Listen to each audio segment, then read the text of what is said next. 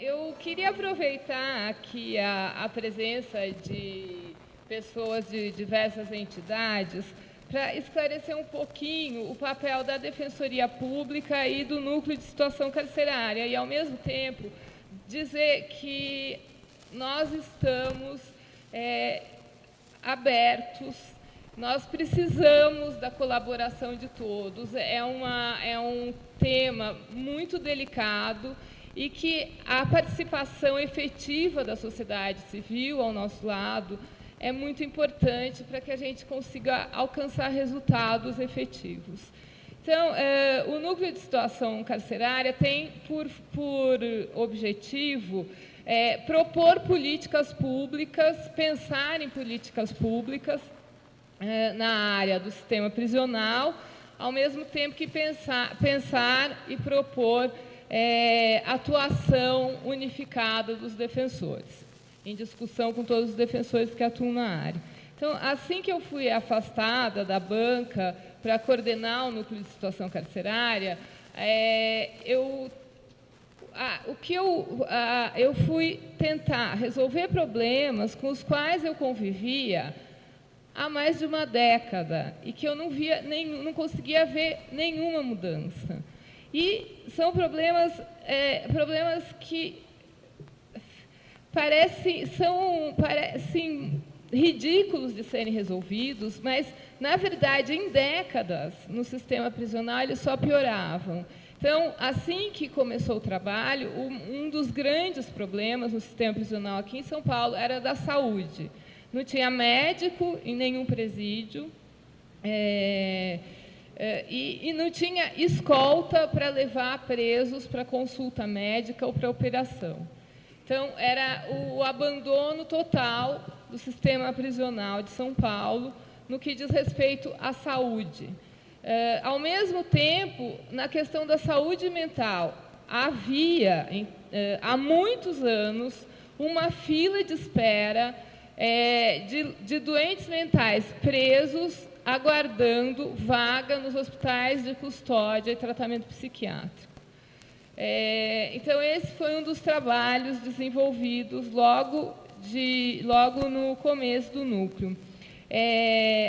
A outra questão foi da baixa das capturas e sigilo de dados, que era as pessoas não conseguiam tirar certidão criminal negativa, porque os juízes que deveriam fazer as comunicações sobre o fim dos processos não faziam.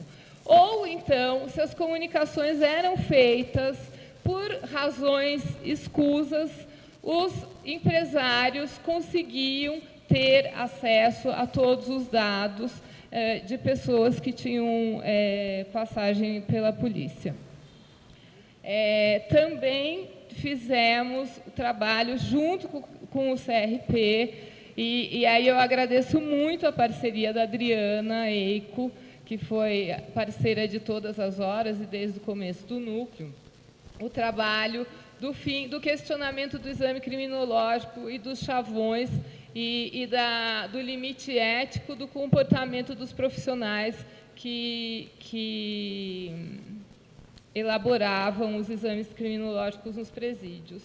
E também acompanhamos uma série de projetos de lei, enfim, de enrijecimento de penas, que foram e vão continuar sendo. Agora, depois dos fatos no Rio, então, eu estou esperando assim, para janeiro um pacotaço, né? Enfim, tudo que for para enrijecer virá.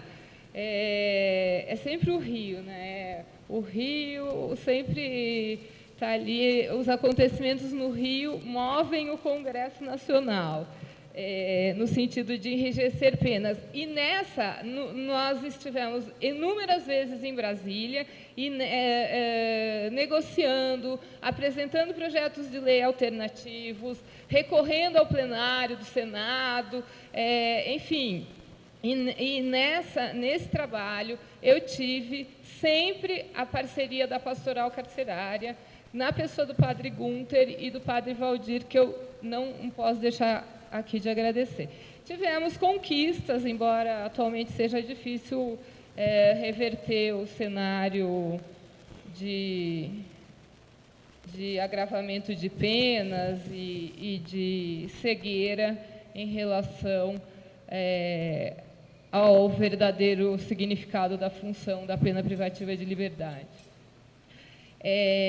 Então, eu queria só ressaltar, no que tange a Defensoria Pública mesmo, que é uma instituição que aqui em São Paulo é muito nova, criada em 2006, e que nós tivemos uma série de dificuldades, ainda enfrentamos uma série de dificuldades, não só pelo número pequeno de defensores ante a realidade do sistema prisional, cerca de 45 defensores trabalhando em execução penal para uma população prisional de 180 mil presos. Então, eu falo, a gente faz o que pode, mas milagre ainda não estamos fazendo, né?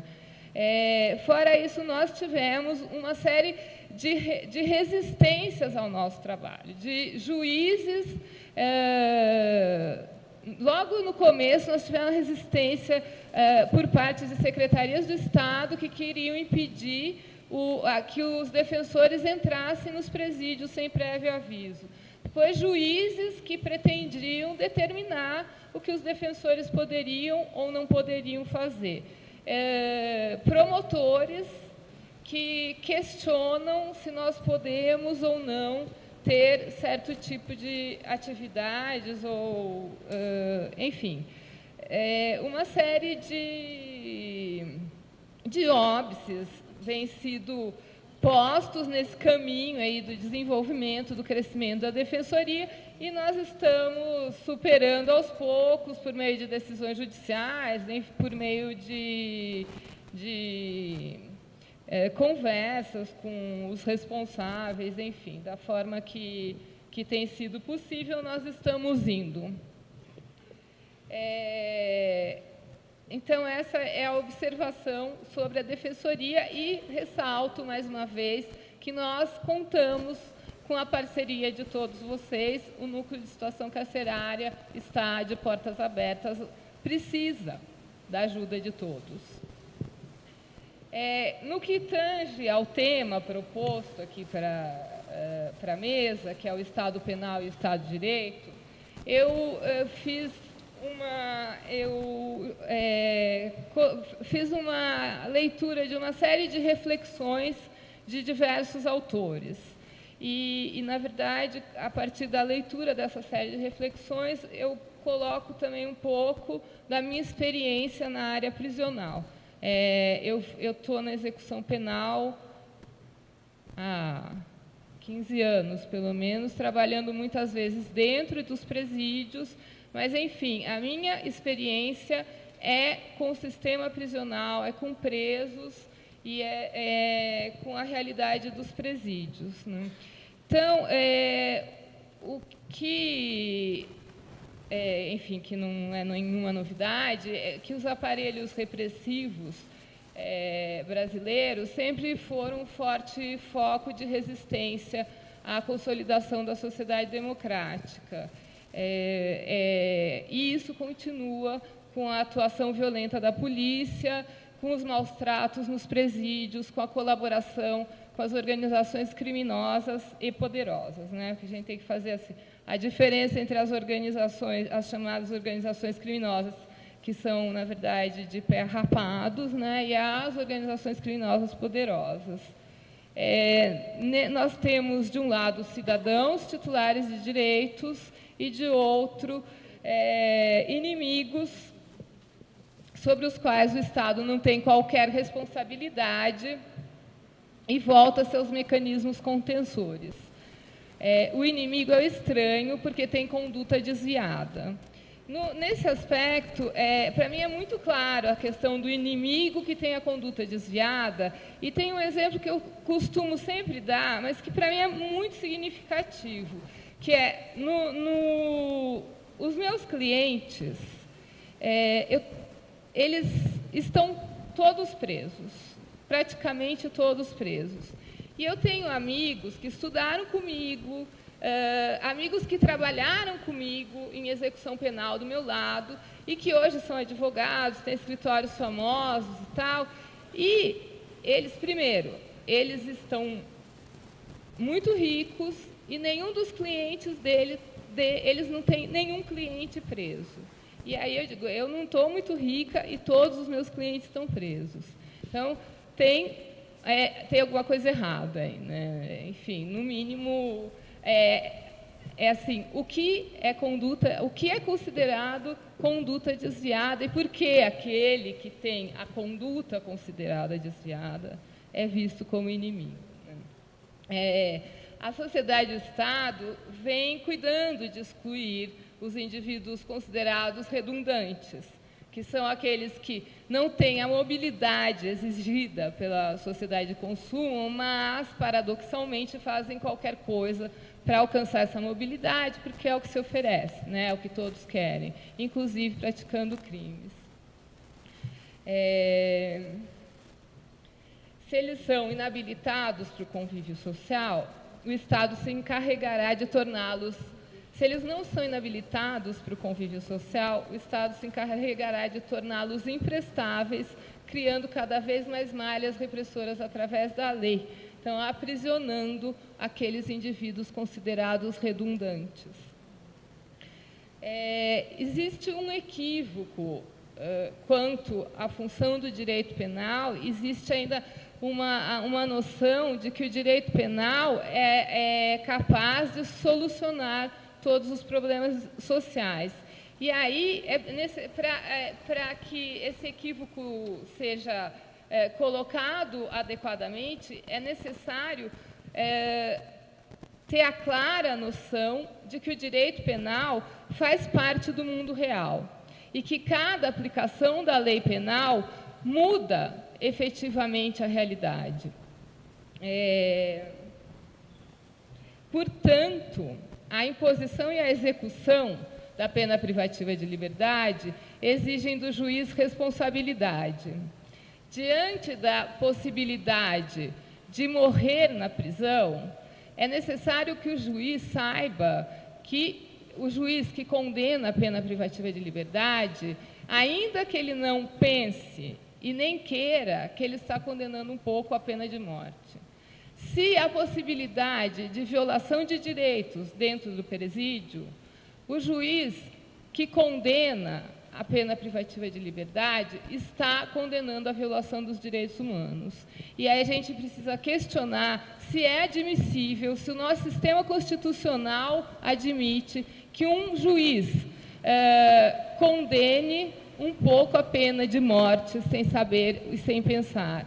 Se é admissível que um juiz execute a violação dos direitos humanos sem saber nem pensar. As condições em que é cumprida a pena que revelam a verdadeira extensão da norma abstrata. Então, se as condições são de sofrimento, a pena condena a violação dos direitos humanos. Que nós temos, o que nós devemos questionar e trazer para a nossa responsabilidade o que nos faz ainda, como faziam nossos antepassados, nos apoiarmos no mito da pena privativa de liberdade como forma de resolução de todos os problemas sociais. O que nos faz conviver passivamente com o horror e com a violência. A responsabilidade pela mudança de paradigma é de todos. Não é mais admissível a mera contemplação dogmática. É necessário agir. É necessário que todos se sintam responsáveis. A responsabilização do judiciário e do legislativo é a cobrança de atitudes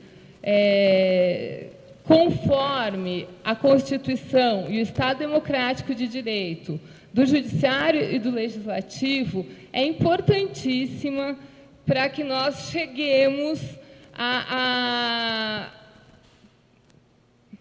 ter um sistema minimamente legítimo, se a gente considerar possível a legitimidade da intervenção penal e a dentro desse quadro de violação de direitos e desigualdade que nós estamos vivendo, é necessário que todos nós assumamos a nossa responsabilidade e também a gente tem que cobrar do juiz o papel de garante dos direitos do preso e não de vingador social que eles vêm fazendo ultimamente.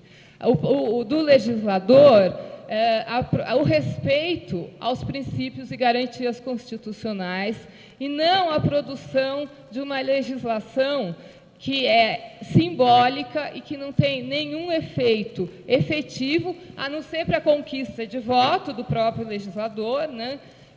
E é uma resposta para os anseios sociais em determinada situação.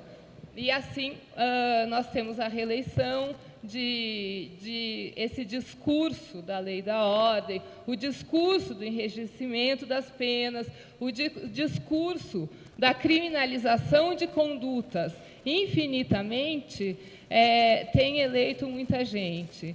Então, essa é uma responsabilidade de todos nós.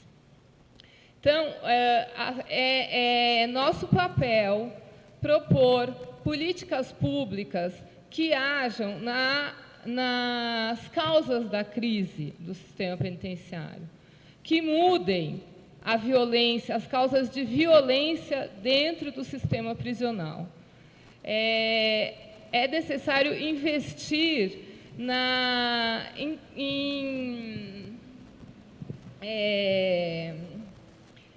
em mudança de mentalidade na forma de gestão do sistema prisional.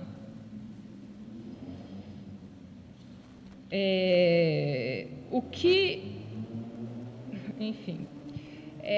eu tenho visto aqui em São Paulo é uma atitude absolutamente conservadora do Estado do Judiciário.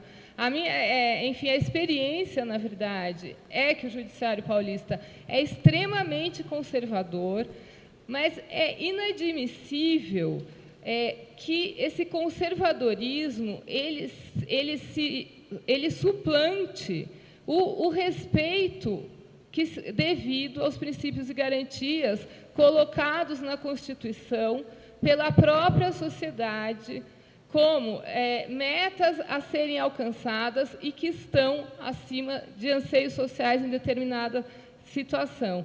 Então, é inadmissível que o judiciário ignore leis, ignore direitos fundamentais, julgue ideologicamente e criminalize e coloque cada vez mais pessoas dentro dos presídios, como se essa fosse a única solução possível, né, para os problemas sociais. Resposta: o judiciário não tem papel de dar resposta, mas, na verdade, nós temos visto na Defensoria casos escandalosos de aprisionamento. Eu posso citar um caso que, para mim, assim, recente, tive num plantão, que vocês podem pensar que é exceção, mas os aprisionamentos têm sido bastante... Tem ocorrido vários aprisionamentos dessa forma. Então, a questão é: o que faz um juiz não soltar uma pessoa? Porque eu estava fazendo plantão de segunda instância e tive que fazer um habeas corpus para o tribunal, porque o juiz não soltou uma pessoa que tinha sido presa porque ela estava importunando as pessoas que estavam na Sala São Paulo. E aí a Polícia Metropolitana, a Polícia Civil Metropolitana, tirou essa pessoa da Sala São Paulo. Ela tinha características de ter algum transtorno mental e continuou importunando as pessoas que estavam passando na rua. E aí a Polícia Civil Metropolitana entendeu por bem pôr essa pessoa dentro da viatura para levar para a delegacia fazer um boletim de ocorrência. E dentro da viatura, ele ficou bravo, chutou, causou algum dano, foi preso em flagrante. E o juiz que estava de plantão não soltou. Então, nós temos tido muitos casos no plantão desse tipo de aprisionamento. Para mim, vai além do compreensível, é mais do que um posicionamento ideológico, é uma raiva, né? É um ódio, é uma separação social, ideológica clara, mas isso não é admissível de um juiz. Então, para terminar aqui, que a Marisa já está me cobrando rapidamente, eu vou ler aqui a minha conclusão, é que o direito penal ele terá legitimidade mínima quando garantir a independência para respeito dos direitos dos cidadãos, para garantir a imunidade frente ao arbítrio, que nós estamos vivendo diariamente, para a defesa dos fracos mediante regras iguais para todos, para a proteção da dignidade do preso e do condenado. Só assim o direito penal se justifica minimamente. Porque enfim, obrigada, é isso.